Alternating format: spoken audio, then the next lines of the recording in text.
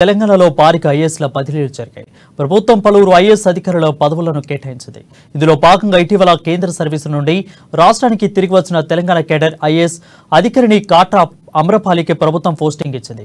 Hyderabad Metropolitan Development Authority commissioner గా, Musi River Development Corporation ఎండీగా కాట్రా అమ్రపాలిని నియమిస్తూ ప్రభుత్వ ప్రధాన కార్యదర్శి శాంతకుమారి ఇవాళ ఉత్తర్వులను జారీ చేశారు.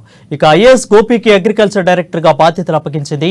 ఆరోగ్య శాఖ కమిషనర్, ప్రిన్సిపల్ సెక్రటరీగా శైలజ రామయ్యర్, ఎస్పీడీసీఎల్ ముషారఫిక్ అలీకి, అదేవిధంగా ట్రాన్స్కో జెన్కో చైర్మన్ అండ్ ఎండీగా రిజ్వీ, టీఎస్డీసీఎల్ ఎండీగా కర్ణాటి వరుణ్ రెడ్డికి, డిప్యూటీ సీఎం ఓఎస్టీగా ఐఏఎస్ కృష్ణ భాస్కర్ ను, ట్రాన్స్కో జేఎండీగా సందీప్ కుమార్ గార్ను నియమిస్తూ సిఎస్ శాంతకుమారిని ఉత్తర్వులను జారీ చేశారు. ఈ నియామకాలు తక్షణమే అమల్లోకి వస్తాయని ఉత్తర్వుల్లో పేర్కొన్నారు.